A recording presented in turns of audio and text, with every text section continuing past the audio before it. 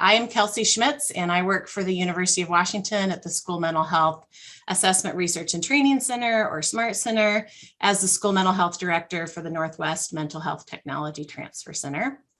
We want to welcome you all to today's webinar, Anchored in Our Roots, Decolonizing Self-Care. Anchored in Our Roots is designed to provide Black, Indigenous, and other people of color who are school mental health providers resources to navigate the intersectionalities of their work and strategies for anchoring their well-being around their cultural and ancestral roots. We have been so honored to get to work with Dr. Sabine Thomas and Ms. Catrice Tybett-Chapin as they have been developing these incredible materials in these series. And today we offer you engagement with some of the materials and practices. We'll take some time for Catrice and Sabine to answer some of your questions. And at the end, I want to offer an invitation to BIPOC school mental health providers to a virtual community that Catrice and Sabine will be leading that will start in January. Today's session is open to anybody who's interested in learning more about these materials, and we intend for this to be a safe and inclusive space for learning and discussion.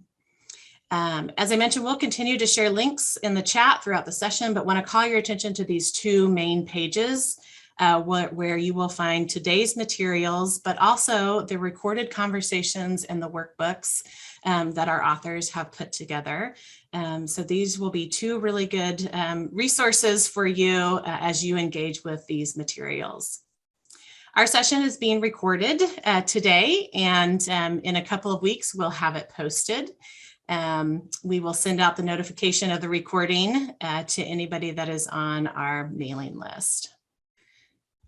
So we want to start with a land acknowledgement that the University of Washington SMART Center and the Northwest MHTTC acknowledge that we learn, live, and work on the ancestral lands of the Coast Salish people who walked here before us and those who still walk here. We are grateful to respectfully live and work on these lands with the Coast Salish and Native people who call this home. We also want to recognize that November is Native American Heritage Month. And while we must acknowledge the contributions, sacrifices, culture, and heritage of Native peoples each month, we want to ensure that we elevate that awareness, honoring, and celebration of traditions, languages, and stories during this time, and invite you to learn more about the ancestral lands you are joining us from, as well as SAMHSA's available resources to support school mental health for Native communities. On the next slide, for those of you who are new to the Mental Health Technology Transfer Center network, we are a national network that was funded by the Substance Abuse and Mental Health Association in late 2018, and we include 10 regional centers, a National American Indian and Alaska Native Center, a National Hispanic and Latino Center, and a network coordinating office. And as we saw from our introductions, we know that we have folks that are joining us from outside of our region, Region 10, which is just fantastic, but also want to make sure that you know you have a regional MHTTC where you're located if you're joining us from the United States. You can visit the MHTTC network to find your center or to check out the other centers across the nation and take advantage of other training and resources from all the centers in the network. This session is being hosted by our Northwest MHTTC School Mental Health Center, where we serve the school mental health workforce in Alaska, Idaho, Oregon, and Washington. And we welcome you to connect with us through our website, via email, sign up for our newsletter and training and resource announcement list, and follow us on social media. A quick disclaimer that while SAMHSA sponsors this work, it does not reflect any official position on this content. So now I would like to invite Catrice Tybett-Chapin and Sabine Thomas to come on screen. And just want to take a moment to introduce the two of you. Dr. Sabine Thomas is a naturopathic doctor and an educator with an extensive background in nonprofit management, wellness, infant and early childhood mental health, and user experience research. And Catrice Tybett Chapin is a multiracial educator who has served in the nonprofit sector for over 27 years. Catrice is a school psychologist joining us from Vancouver School District. And it's just my great pleasure to welcome both of you to this session and turn it over to you two at this point. Thank you so much, Kelsey. We are so super excited to be here. I'm watching the chat and all the folks from all across the US joining us, and want to definitely give a shout out to my Vancouver Public School team that I see popped on. Thank you for being here and helping to represent Vancouver, Washington. Super excited. Dr. Sabine, do you want to share a few words? I equally absolutely want to echo your enthusiasm, Catrice. Thank you for MHTTC for hosting us again and being able to let us bring us into this space of sharing what we're about to experience for about the next hour and 15 minutes.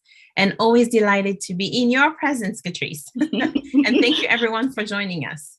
Awesome.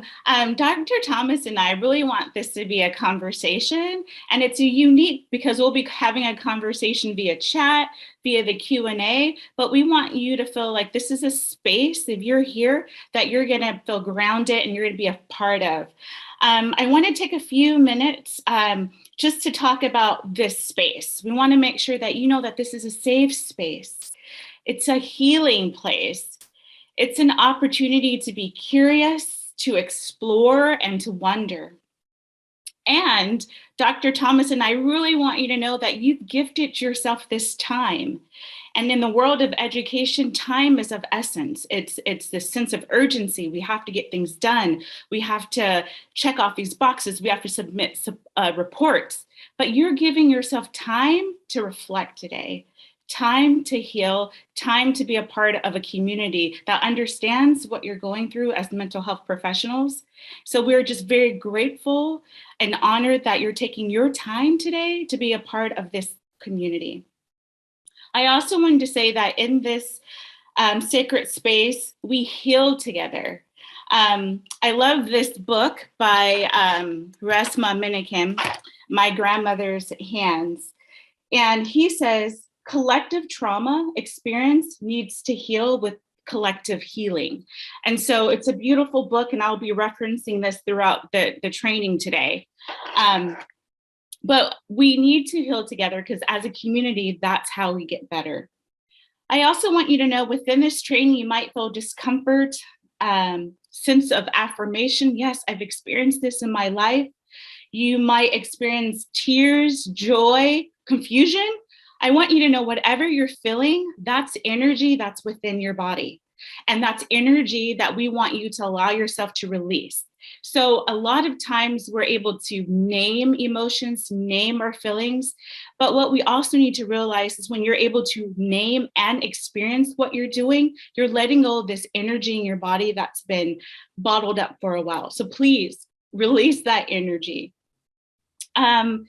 We want you to know your voice is powerful. So although I can't see you and although I can't hear you, we want your voice to be present in our chat and Q&A functions.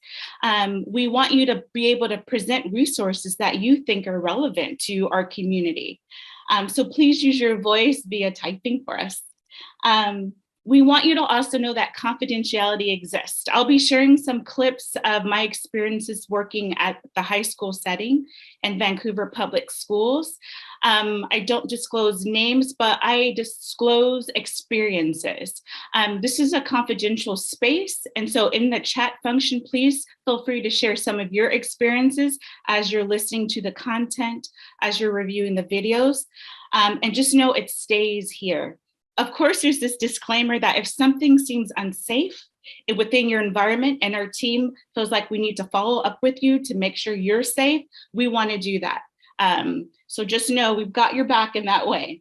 And then the biggest thing is we want grace and compassion to flow like a river. This is my first webinar. And I'm really excited, but I'm also like, what am I doing? So, but I love the fact that this is anchored in our roots. It's about a conversation between two people of color who are experiencing similar journeys. And so I hope this feels like a conversation to you as well. I'm going to move on to the next slide. There's this wonderful concept. I have 4 girls, 18 months, 20, 21, and 22. And my oldest, who's 22, is like my butterfly. We all have that one kid, either personally you have this child or you've worked with this child that's like a butterfly. And so you instill all the morals, tradition, and ethics in them. They're wonderful, compassion, but they don't fit the traditional mold. And so with my daughter, she carries herself as though she's got the ancestors who are walking with her. And it's such a beautiful sight. And I was like, I know I'm religious, I know I'm spiritual, but she takes spirituality to a whole different level. And within my conversations with her, she taught me about bone work, which I thought was really interesting, and shadow work. So I want to talk a little bit about this. Bone work is when you are starting to be aware of what's occurring within your body. You are aware of your breathing. If we want to get technical, bone work is like the ancestral African verbiage, but a lot of times in the field of therapy, you might hear somatic therapy, right? So it's all about how are you breathing? What are you feeling? Where are your nerves being directed? So throughout this presentation, we want you to know that please take a break as you need to take a break. If you need to use the restroom, if you need to stretch, please do so. We all know about Zoom and the time that we spend looking at screen. And so I encourage you every 15 minutes to just turn your head, look to something about 6 feet away, and turn your head back to the screen, just so you won't get eye fatigue. Please grab some water, tea, coffee, whatever it is, cold or warm beverage to help settle your tummy and help keep you hydrated. I'm all about temperatures in the room, so please adjust the temperatures in your room and just notice your breathing throughout this presentation. Like I said, this is bone work, this is somatic work, so we just want you to be aware of those terms. This is about self-care. Now, another term my daughter Kayla taught me about was shadow work. And I'm like, shadow work? What in the world? Shadow work is about connecting with your inner self and your younger child. I have been going through some therapy because having a baby during COVID, coming back into the school setting was pretty overwhelming for me. And just knowing about all the situations and activities that are happening within the Black community has been quite overwhelming. I've had to have therapy just to be able to walk through what I'm experiencing as a Black woman living in America, working with students of color and allies within my school setting, and then also with people who are not my allies, but they want to be. So I've had some support with that. Part of that work has been thinking about if I'm in meetings and I'm experiencing something that's overwhelming and it's starting to bring up some emotions, where is that coming from? And so shadow work is about talking to your inner self, your younger self, about maybe the traumas that you've experienced and why that might be bubbling up in a meeting. So throughout this presentation, you might hear terms, you might relate to experiences that Dr. Thomas and I have had. And we want you to know, as you're feeling those things, please let them happen. That's part of the bone work that we need to do. That's part of the shadow work that we need to do as a community. And then I'm going to pass this next one on to Dr. Sabine. Thank you so much, Catrice. It is always a pleasure. You continue to anchor the space with being able to set our intentions. And I am grateful for that. We wanted to really remind everyone that as we have shared and in the title of our presentation, we're thinking about our BIPOC, our Black, Indigenous, and people of color school mental health providers. And we also want to deeply acknowledge that our experience is truly reflecting our lived experience as two Black and multiracial women. And so often there are concerns that the term BIPOC can be a catch-all. And so we want to ensure that you, everyone who's listening and joining us today, fully understands that this is how we're positioning ourselves, as really through our lived experience as Black women. And there are no expectations that we may in any shape, way, absolutely reflect and or embody the experience of other communities of color. Catrice, I want to ensure that I'm also not speaking for you, but speaking with you. Would you mind adding to anything that I've shared here when we're thinking about the term BIPOC? No, definitely. I would just add that there are so many intersectionalities that exist even between you and I, right, as Black women. And so I want to bring that into the conversation as well, because our intersectionalities, like our ableism, our sexuality, our educational status, our income, like all this stuff also plays a role in how we perceive the world through our own personal lens as Black women. So we want our participants, as you're processing this, and I want to say our family who's here, this is a community that we're building together through Anchored in Our Roots. So as a family, as we're processing through this material, please be aware of your intersectionalities, be aware of your ancestors, be aware of yourself. And then I think the beauty of humanity is finding yourself in other people, right? Finding your experiences that are similar and different, but then seeing like the humankind that exists between us all. So that's why we said we love our allies being here. If you're here, welcome, because that's our humankind piece that we're missing out on in our world right now. So I'll just leave it at that. Thank you, Catrice. All right. Well, I wanted to start with just this space in terms of moving into our next layer here, and start to think about anchoring, and really thinking about the concept of anchor, right? Anchoring is deepening the healing, and deepening the healing is tending to our roots, which is a practice that I have really been engaging in for the past 20-something years. I won't dive in too much there, but I wanted to really center the next space here into our why. And part of what has moved me into really, I would like to say maybe a non-traditional space in healthcare is because I really wanted and believe strongly into our communion with nature in order to be able to embody healing.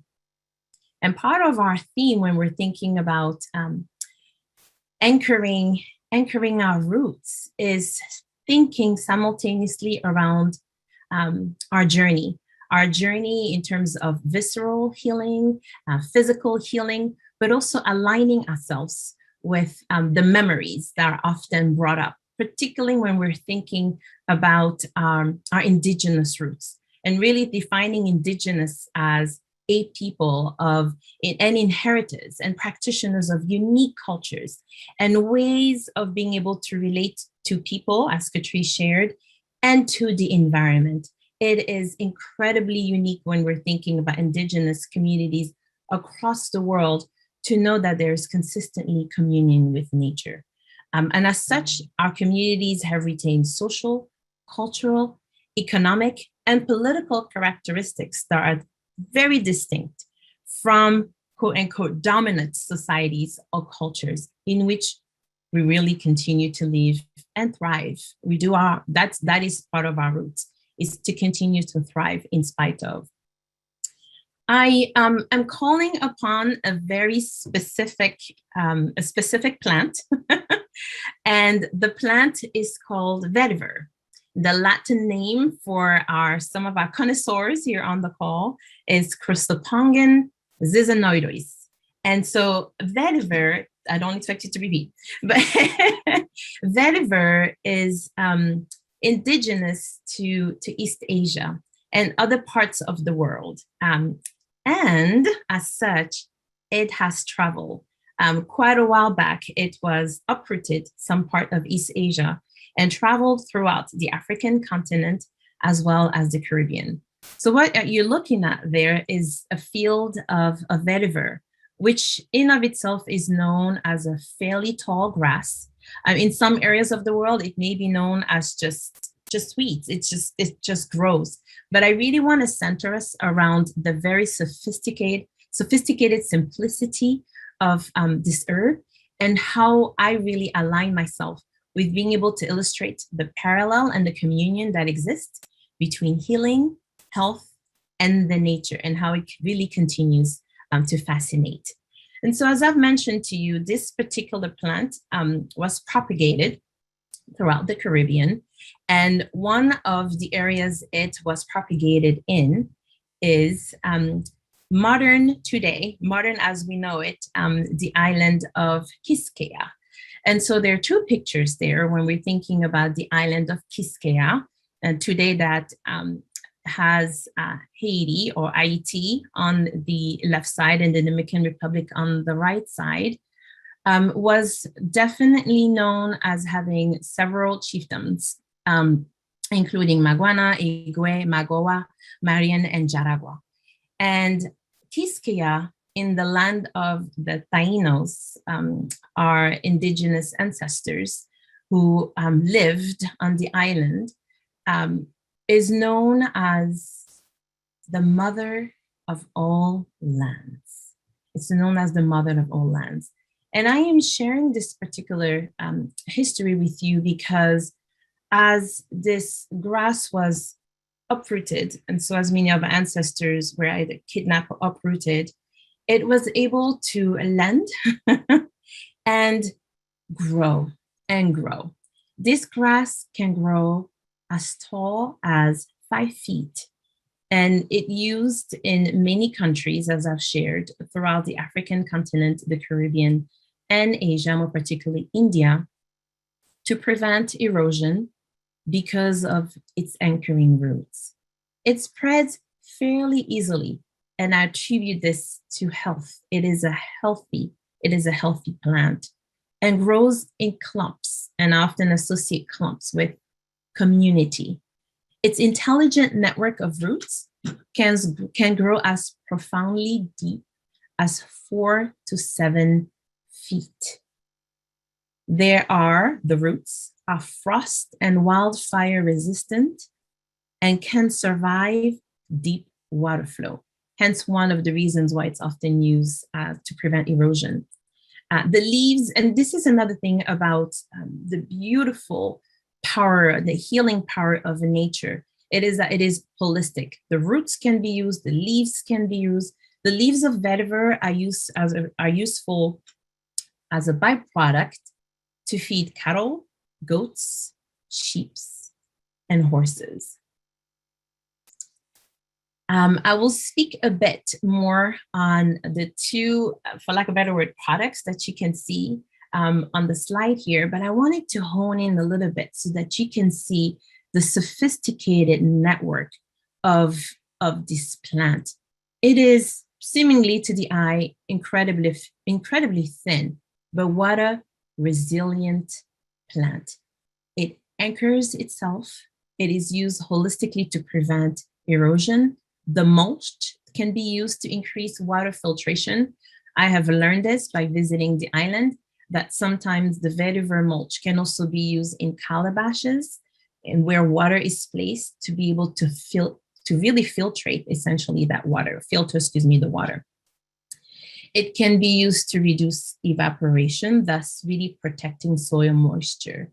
In certain West African regions, such as Mali and Senegal, the vetiver roots were traditionally used to reduce bacteria proliferation in water jugs and jars. And I want to pause here. Again, when we're thinking about our ancestral roots, here we're talking about what has been used as a tradition in West Africa. And I'll just share with you that by visiting the island of Haiti, I also learned of a similar practice. And so a lot of these practices have been honored, respected, and kept throughout the generations.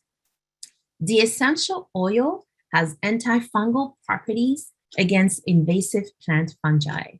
It can be used to expel termites. And so this continues to support even patches or houses that are built utilizing vetiver for that very purpose. And as a mulch, it can be used for weed control in coffee, cocoa, tea plantation. It builds a barrier in the form of a thick mat. And when the mulch breaks down, soil organic matter is built up and additional crop nutrients become available. I absolutely enjoy, I surround myself with this plant and have invited it in our space. I know that if we were in person, you could smell it. But I wanted to share with you that as Catrice started us into our space, I have been burning.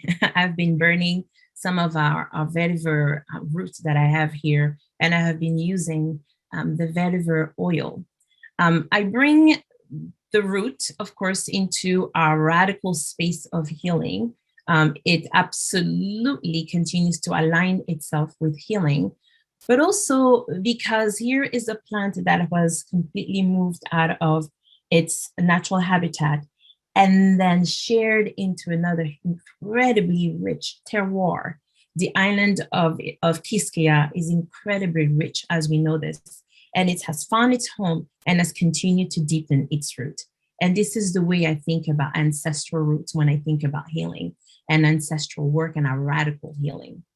And so I wanted to highlight the fact that the oil itself, so we talked about the grass being used as mulch. We talked about the roots really being used as anchoring.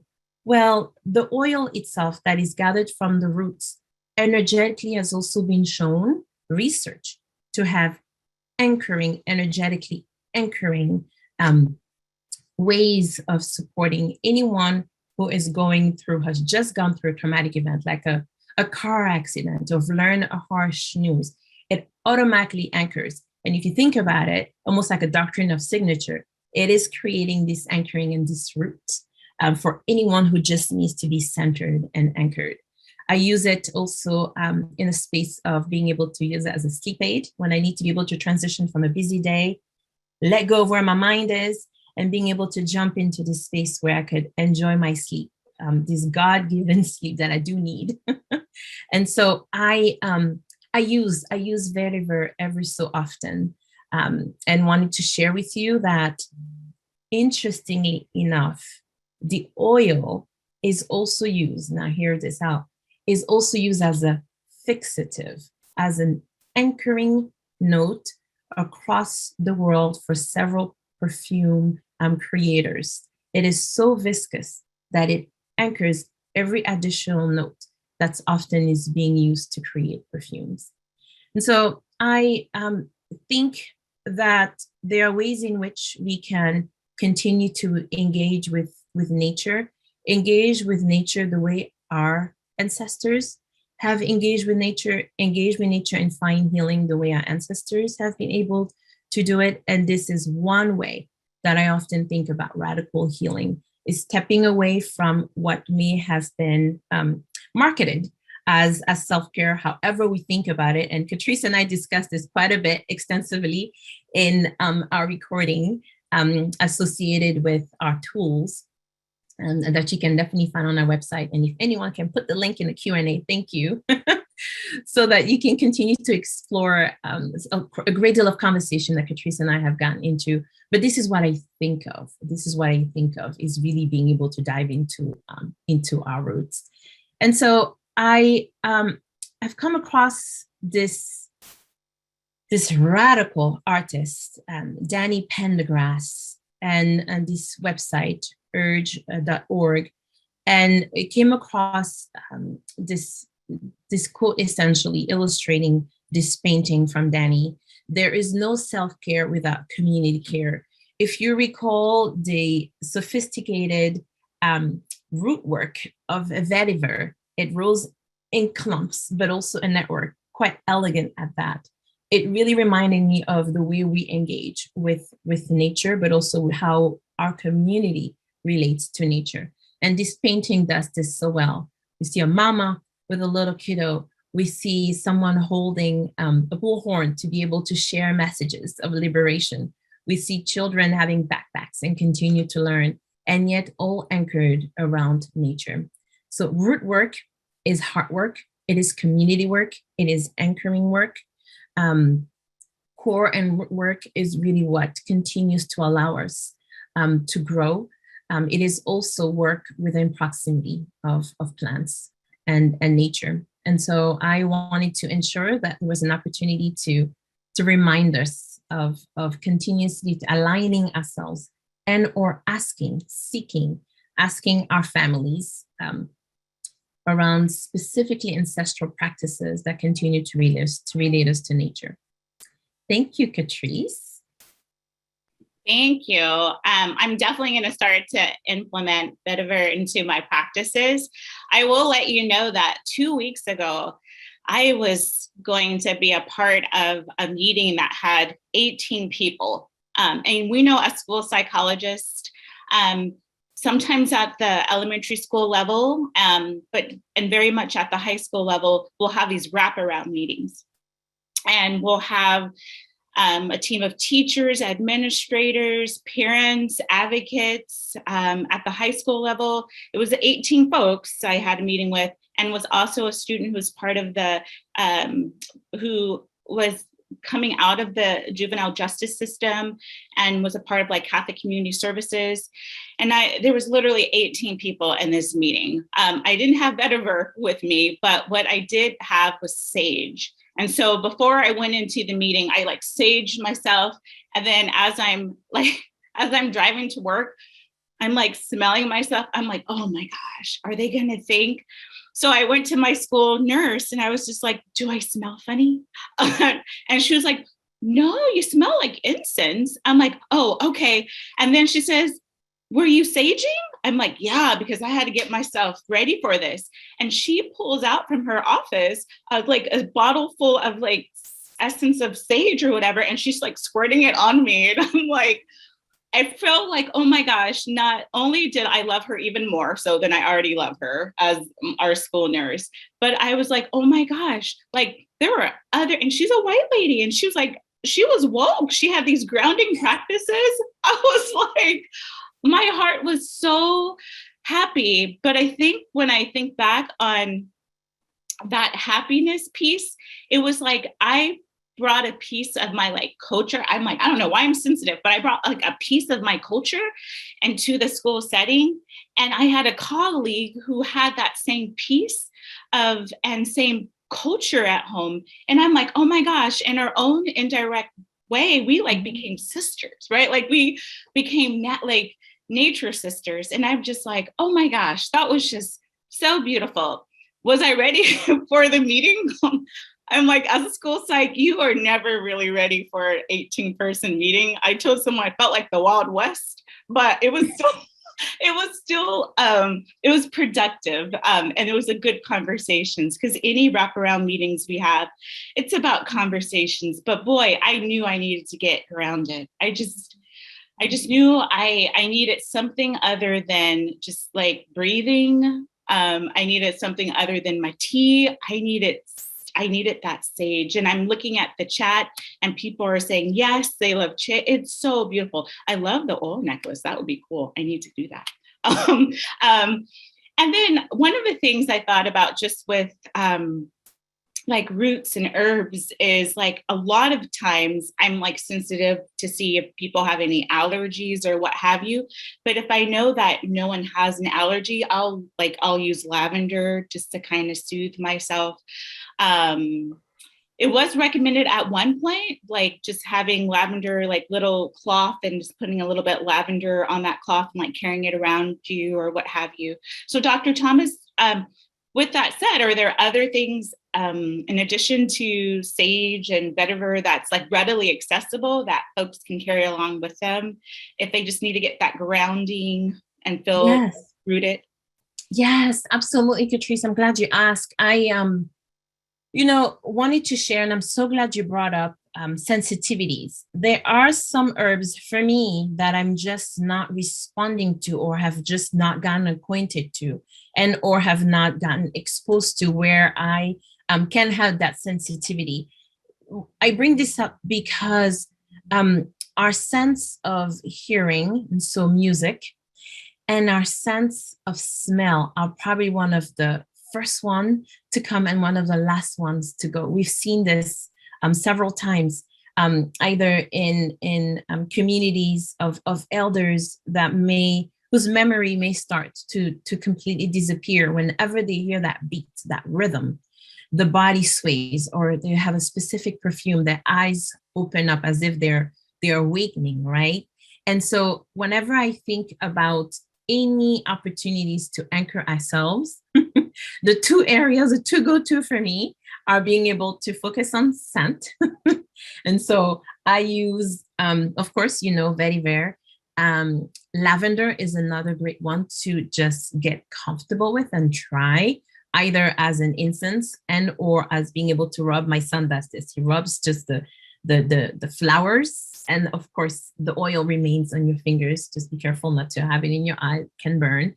And then I dive into movement. So being able to, of course, listen, but to also move. And that may mean for several folks, and we hear this so often, move your eyes away from the screen, get up and go take a walk. Yes. And bring music if you wish. Move to, which is incredibly common across several of our communities, particularly communities of color, is drumming, movement, repetition, having the heel of your foot move against the ground and bounce back up. That's watch children, right? Children do it all the time and find so much joy into it.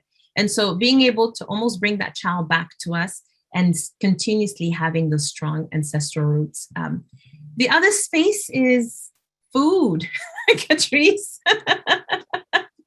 is how we relate to any healing foods. Again, because that's the space I'm in, I will often talk about my son. This is part of that generational passing, right?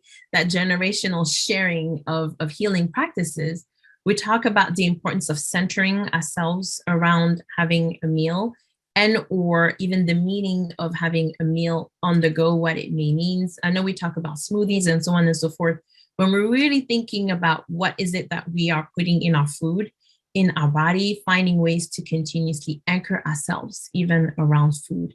So I often think about movement, music, sounds. I definitely think about herbs. This also brings us to unique practices of tea, tea making, tea drinking, harvesting, starting from harvesting the plant. I always ask permission before I harvest any of our herbs or spices in our backyard, because I continue that communion with our plants. So I ask permission. I have watched this plant grow, and I honor it and thank it for being able to support me. And it could be chamomile tea, lavender, peppermint tea before I have a tough meeting or a hard conversation, just to be able to anchor myself. So these are some initial ways when I think of stepping away from what we may think of generally as self-care, but really continuously decolonizing our practices. These are ways that I encourage and or try to, it's a practice, it's an everyday practice. I try to relate with our herbs and or communing with nature to continue to utilize self-care. Thank you so much. I'm going to move us into a passage in the Kindling book by Aurora Levins Morales.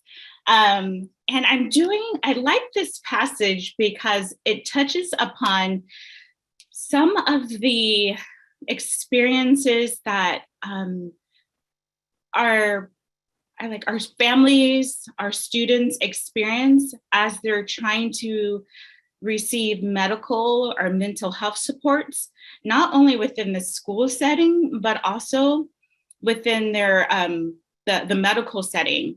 And so I'm going to read this passage. I believe there's a link so folks can follow along. And at the conclusion of the passage, or if things are coming up for you as I read, please use the chat function because we'll do a little debrief. So I'm going to start this. Patience. Why do they call us the patient? We are not patient. We endure. The anxious tedium of public hospital waiting rooms, because waiting is the punishment of the poor. Interminable buses to inconvenient places where we count up our cash, calculating whether we can take a cab home instead of riding our exhaustion. The angry contempt of specialists taught to believe any pain they cannot explain is insubordinate, deliberate, offensive. We are not patient. We are denied. Not medically necessary, they say, not proven. Feel free to appeal. We are experts at appealing. So we begin again, gathering documents, faxing releases, collecting letters and signatures, giving our numbers, all our numbers, to dozens of indifferent, underpaid clerks, stacking up evidence for the hearing where we will declare as civilly as we can to the affronted panels that it is necessary that we breathe, sleep, digest, be eased of pain, have medicines and therapies and machines, and that we not be required to beg. While I'm writing, I'm using my pen, steadily altering words. Where the card says indignant, I cross it out and write indignant. Where my records say chemically sensitive, I write chemically assaulted, chemically wounded, chemically outraged. On the form listing risk factors for cancer, I write in my candidates: agribusiness, air fresheners, dry cleaning, river water, farm life, bathing, drinking, eating, vinyl, cosmetics, plastic, greed. I'm making an intricate graffiti poem of mountains of unnecessary paperwork. Where the doctor has written disheveled, I write untamed. Where it says refuse treatment, I write refuse to be lied to. Where it says safe, side effects minimal, I say prove it. What do you mean minimal? What do you mean by side? I write unmarketed effects unmentionable. Where it asks authorization, I write inherit, authorized from birth. Are you the patient? She asks, ready to transfer my call. I say only with my own sweet, brave body. I say, not today, no. I have no patience left. I am the person who is healing, I say, in spite of everything. I will have to put you on hold, she says. Yes, hold me, I say. That would be good. So I just want you all to take a few minutes to let that sit in, read that over if you want. And in the chat function, please tell us your thoughts about this passage and also what connected for you. I'll just give you a few minutes.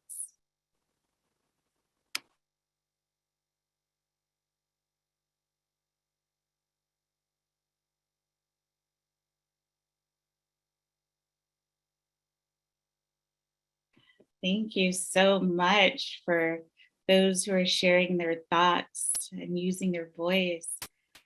Yeah.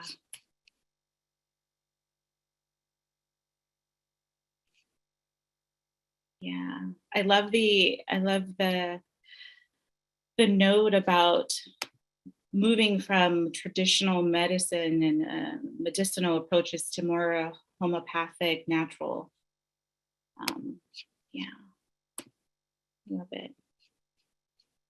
Yeah, Chrissy, think about who holds the power and how do we use it? Definitely. And I'm thinking, I think what came up for me in this passage was just my role as a school psychologist. And I remember going through graduate school, and one of the things that were said, which I thought was interesting, was that as a psychologist, we're like gatekeepers of allowing access of folks getting services or being denied services. And I'm like, why should that be our main role, is gatekeeping? And I was like, well, how can we make that a more like culturally inclusive or responsive term, gatekeeping? But that's what this brought up to me is, and then the last piece of like, yes, see me, hold me, that would be good. Just recognizing the needs that we have in our community. So, yeah. Oh, yeah. Oh, Jessica, how often do we punish kids for their suffering? That is so true, right? That is so true. That's a whole different webinar. Oh, that is a whole different, the social, emotional, and behavioral wellness of our community. I always like to say it's reflective on how our community is doing as a whole. So if our community as a whole is experiencing pain, we're experiencing trauma, then we should expect that that's going to be within the school, because it's just a bridge. School and home are just bridges to one another. So we have great folks who want to teach, right? They want to be a part of our community, but they forget that if you're a part of our community, that you need to learn about our community and you need to ask to be a part of it. So there's just so many other layers here. I'm starting to get myself a little worked up, but I think Dr. Thomas has this great body scan activity that's going to recenter me. That I'm going to have her go into. Thank you all for the chat. I love it. Oh, Catrice, I'm so grateful to hear you share a little bit more about the chat and what is happening, and thank you everyone for definitely making us feel like this is absolutely participatory, that we're engaging in community and conversation. Though we may not be able to have these conversations in person, this is definitely one of a webinar that we hope we can definitely do in person, because I can only imagine the richness of conversations, stories that could be shared in terms of how this is all really being unpacked for everyone. So thank you, Catrice. I appreciate you doing that. I wanted to, as you can tell by now, I am very fond of the island of Haiti and and language and food. But another aspect of what really makes an opportunity to continue dive into either language, root work, root food, is also thinking about where we come from. And what is unique often is a saying in a different language completely lands very different. It vibrates completely differently. And so one of my favorite languages is Haitian Creole. And I have found two passages that really follow in line very well with the piece that Catrice just talked about in terms of the dichotomy, and sometimes definitely more than a dichotomy, really the spreading of us as a unit. There is the mind on one place, the body somewhere else, and the soul elsewhere. And I am finding that when we're thinking holistically about who we are, that we continuously are being either encouraged or welcome when we show up authentically and transparently, is probably one of the best places for us to start healing. And that comes back to the body.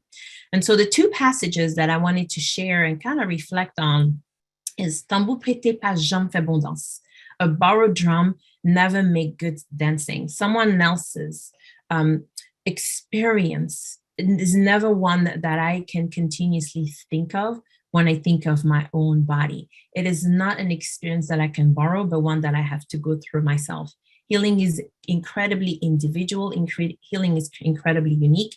They are hues, they are colors, they are scents, as we've talked about.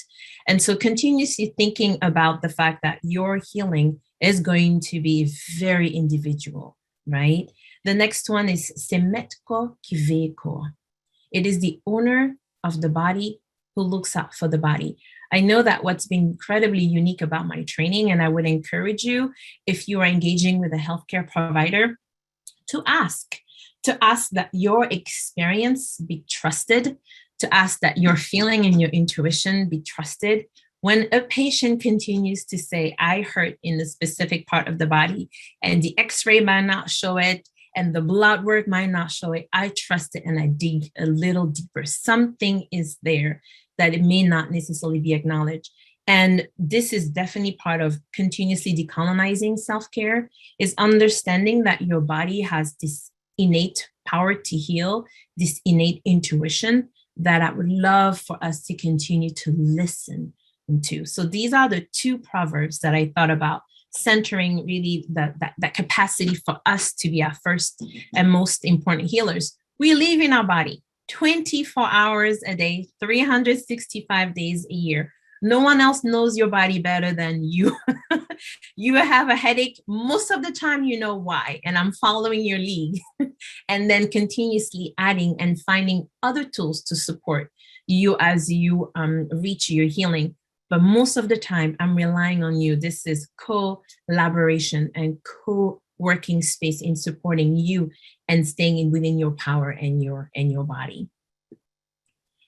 In our ebooks, Catrice and I have taken some time to, and if you haven't gotten a chance to dive into and really work with our material, please do. One, we are eager to receive feedback, and two, we are equally eager to share what we've uncovered and continue to, right? Catrice and I felt like we could probably at some point write a book here around the richness of material when we're thinking about radical self-care and decolonizing self-care. But there are spaces for reflection. And multiple times here, Catrice has asked you to jump in the chat and reflect.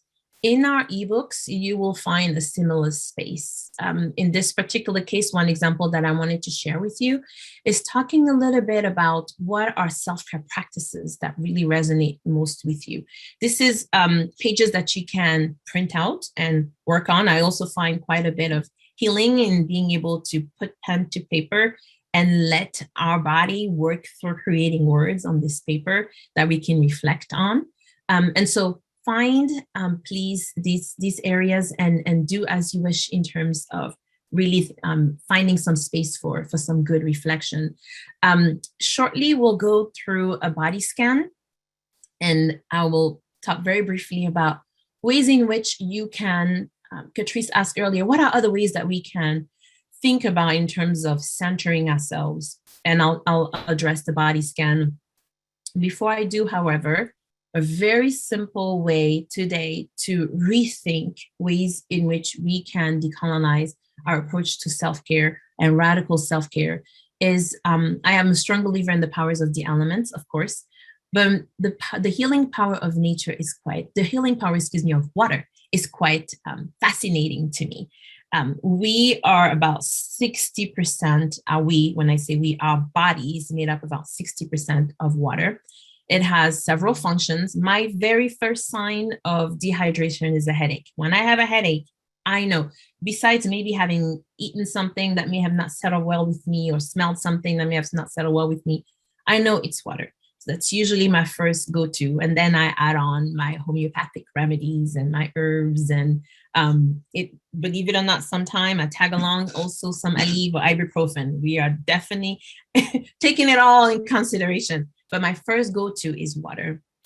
And so, of course, it has several functions to support the brain, the heart, the lungs, the intestines, essential and important organs for our function. It has healing properties, lubricating our joints. I often talk to my son about this, right? Around his knees and his little fingers. It keeps our kidneys and our lungs, kidneys flush and our lungs clean.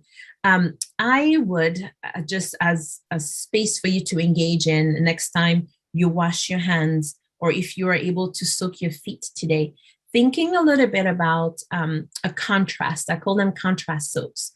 And so hot water has a dilating effect on blood vessels, and cold water constrict. And so when you put hot and cold, you're essentially recreating a pumping effect for your body or for your blood vessels, which means you're increasing blood flow. You are really moving toxins through and out.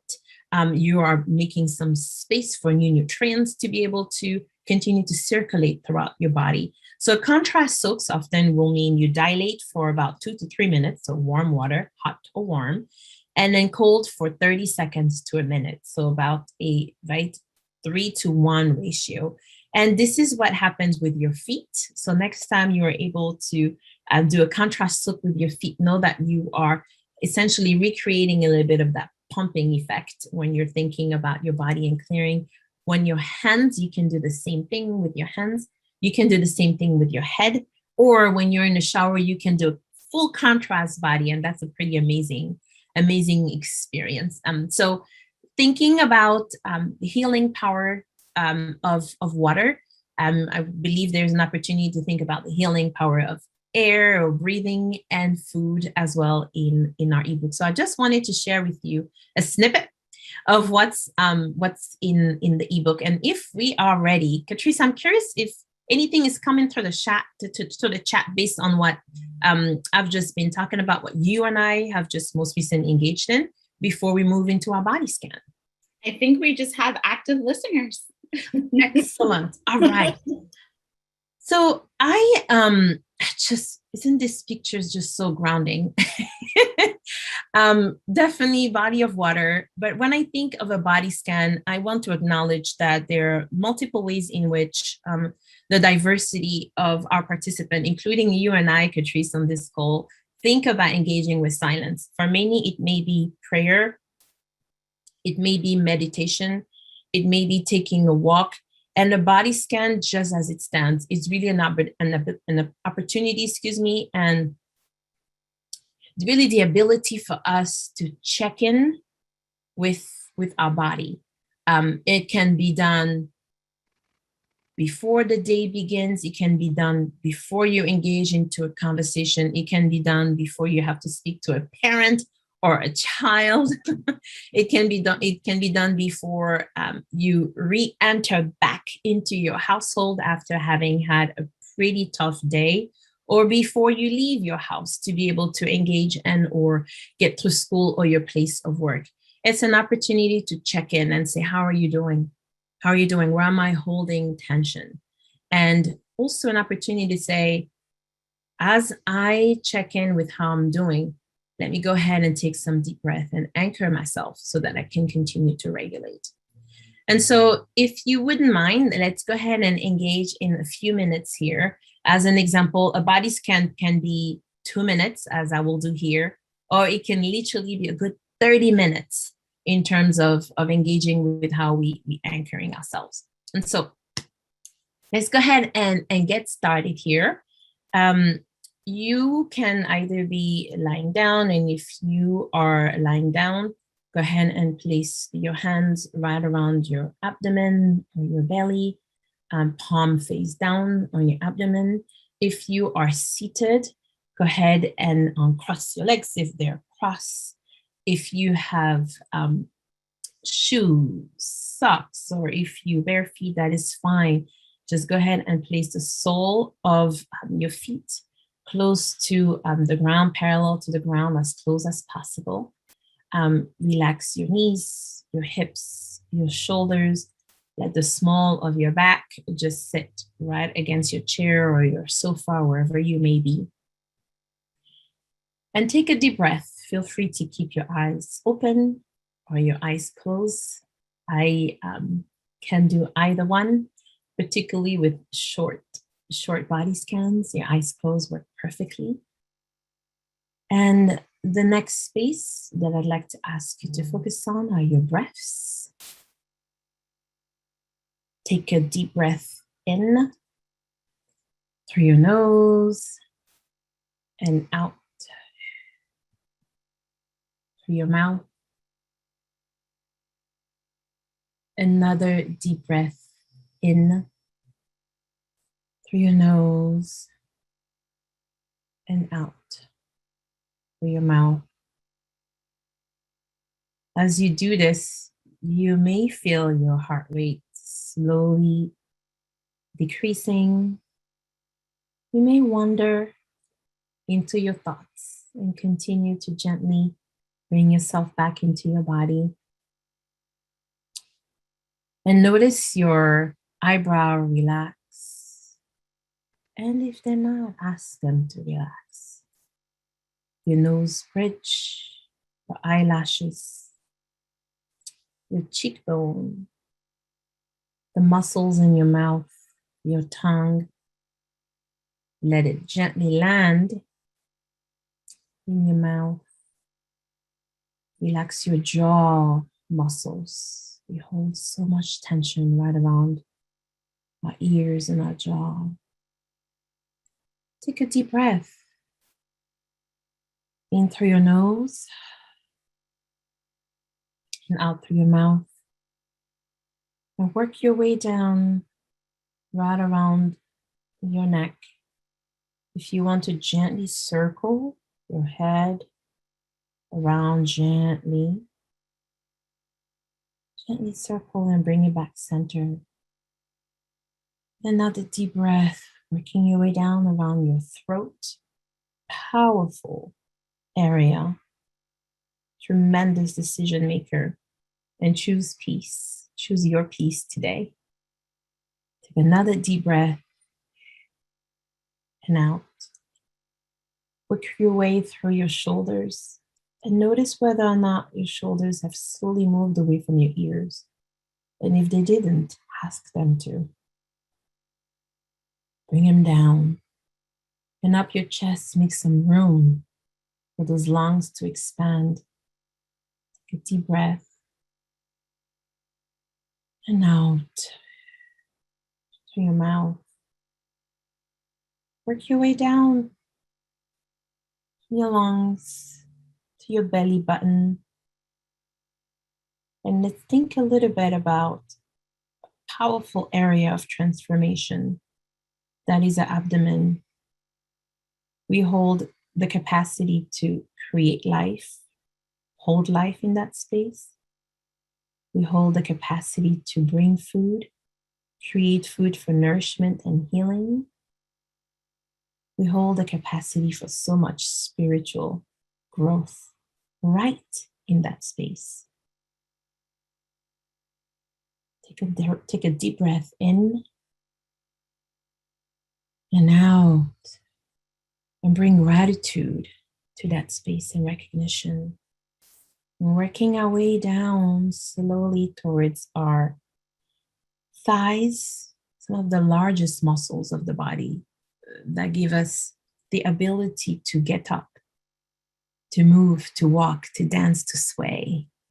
Working our way down to our knees, big joint, big area of lubrication that needs water. All the way down to our lower leg and our feet. Wiggle your toes. Feel those tiny muscles and bones that carry us every single day, 365 days a year. That holds our weight, emotional, physical, and otherwise. That tonight, those feet, we're going to give a nice soak and say thank you. Continue to wiggle your toes, take a deep breath. And out through your mouth. And as you do so, feel those roots, those anchoring roots coming right out of the sole of your feet, anchoring you. Continue to practice and deepen your sense of gratitude for these roots. Take another couple of deep breaths in and out through your mouth. And on the second breath, if you've closed your eyes, slowly open them back. Move those shoulders, sway on your chair, in your bed, and join us back into our space.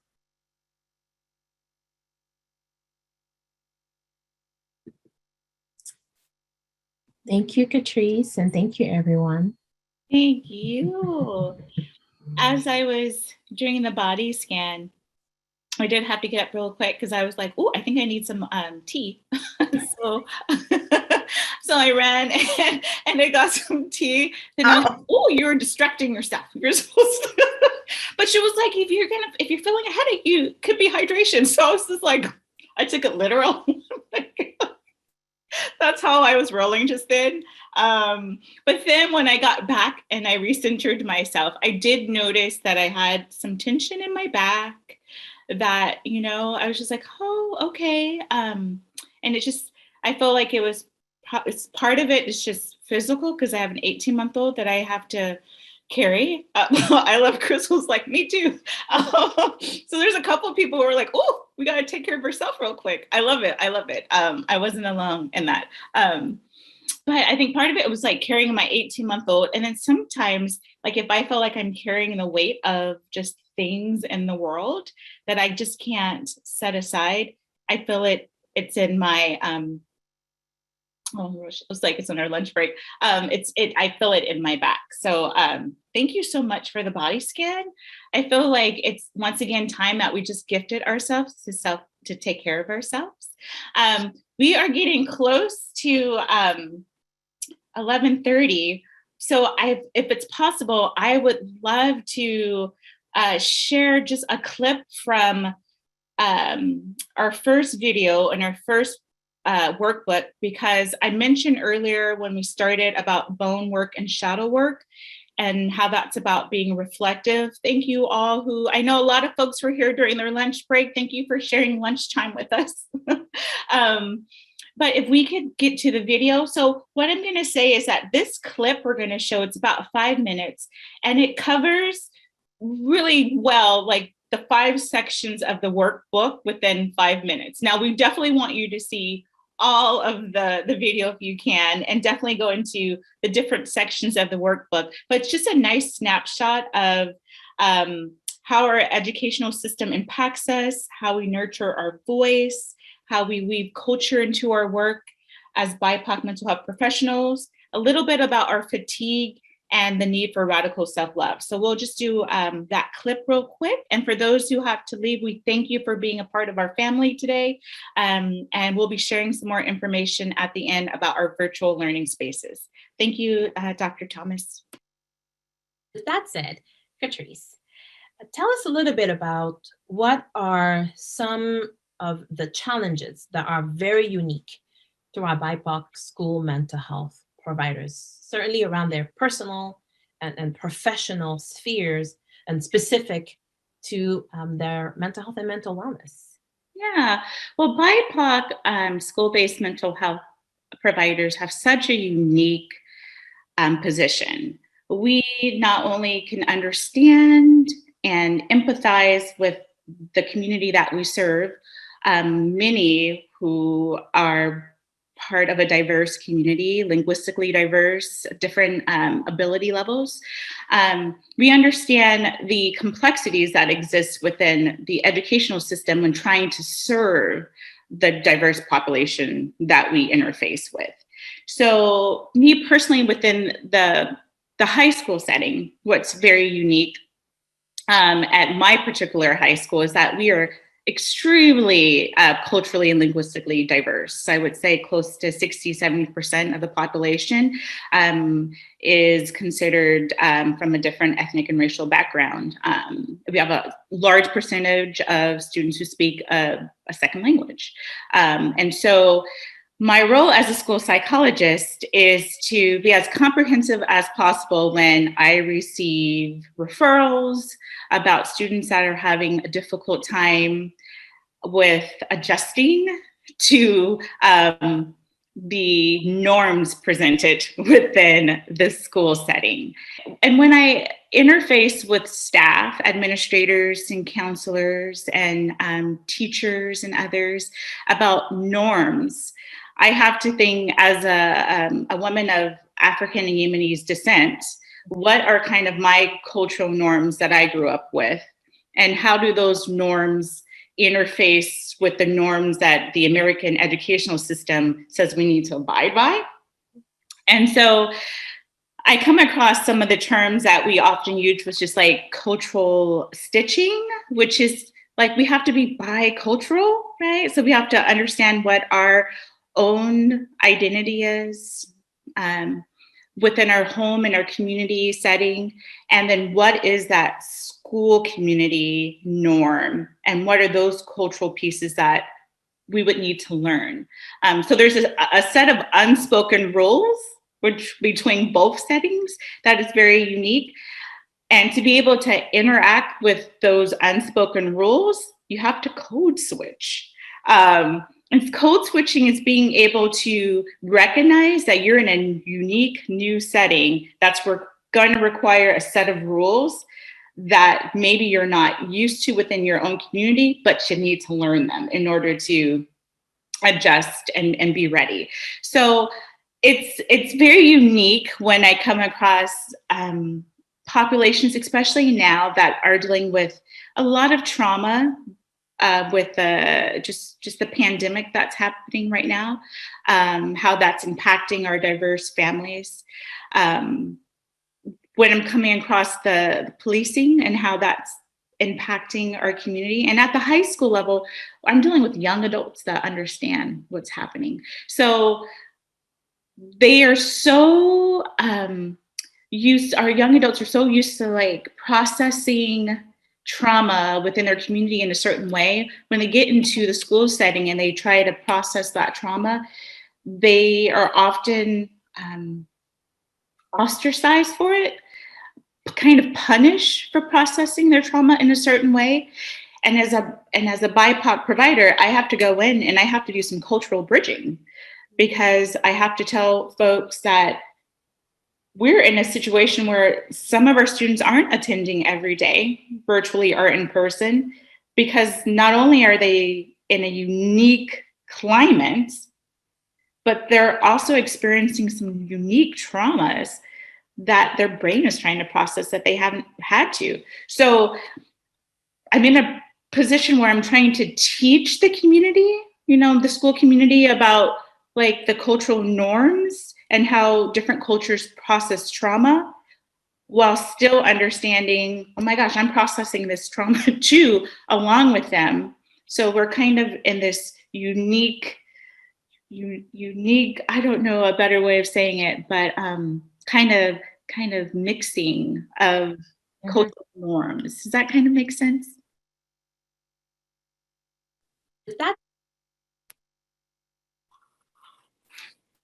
Thank you, Dr. Thomas, for that clip. It's always interesting when you like see yourself, you're like, oh, and you're hearing yourself on video. But I was just like, yeah, word to myself, because I'm like, it still resonates, it's true. So we just want you to take a minute to just jot down in the chat some of your ahas. I'm already seeing folks sharing some of what they are getting from that little clip. I love Jessica, punished for processing trauma. That is a true thing that a lot of our youth are experiencing. So we'll just give you guys a minute. I'll put myself on mute just to think about that clip a little bit, how it resonates with you. Does it resonate with you? And then we will get ready to prepare our closing.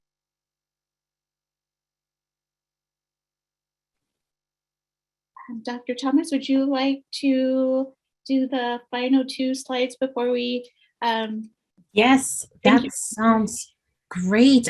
I will continue, and you will see this throughout our ebook, really reflecting on Audre Lorde's quote of caring for myself is not self-indulgence, it is self-preservation and an act of political warfare, really focusing on systems. And so as we are closing today, we wanted to encourage you to think a little bit more about how we certainly as Black, Indigenous, and people of color school mental health providers, in all sense of the word, as a parent, as a school psychologist, as a care provider, as teachers, how are we continuously supporting each other? And if you do not identify as a person of color and you are in this space, how do you continuously support and continue to show allyship in this space? And so that is definitely one of the areas one of the charges that we would like to ask you to take on as we're engaging in this journey towards decolonizing self-care together. We are going to be focusing on hosting spaces, which may very well reflect part of our engagement today, our call and answer, our talk a little bit more about tradition and how does healing and self-care continues to manifest its way really in our community, but also more personally. Our virtual spaces will be small. We're looking at starting them in early 2022, and we'd absolutely love for our providers who identify as Black, Indigenous, or persons of color to join us, to join Catrice and I, as we will facilitate, possibly have some of our guest speakers join us, and definitely, as Catrice mentioned, and Catrice, feel free to expand on this, have an opportunity to dive into bodies of written work who continue to expand on this and continue to tighten really that umbilical cord when we're thinking about ancestral healing. Catrice, any additional thoughts when we're talking about our virtual spaces? And then I will advance the slide through our QR code. No, that's excellent. I'm just chatting with folks. Okay. But that sounds excellent. Perfect. Here is the QR code. The QR code will take you to a form. And it is through this form that we're going to be able to gather any insight questions that you may have. I believe there are spaces where you can ask questions, and where we'll reach back out to you. And hopefully this works with your schedule as we are finalizing our own schedule for next year to host these spaces. And so please access the QR code. This is also a form that is available on our MHTTC website, that any access to our material, the ebook, the conversations, our small snippets in terms of our tiny little mini podcasts and monologues will show this access to this form. It's a QR code that will get you to an interest form. With that said, I'm going to ask our friends from MHTTC to join us back so we can close our event. Thank you. Great. Thank you to both of you for just an incredible time. And as we close, and I have appreciated the engagement, these are challenging times when we can't all be together face to face, but for the wisdom that they have shared, from the opening of talking about bone and shadow work, to learning about vetiver and the healing practices of nature, to the importance of our voices in this work, to the discussion about cultural bridging and understanding that, and just the sharing of the wealth of resources that they've put together. The next slide just is a reminder of how you can connect with us. If anybody else has any additional problems with signing up for the virtual spaces, you can reach out to me. My email is in the chat, or reach out to our center email as well. And I just want to send my last appreciation to Catrice and Sabine for their work, and for those of you who are able to be with us today. As Catrice mentioned, these are busy times for everyone. So, this was a great gift to yourself for being here today, and we appreciate your time.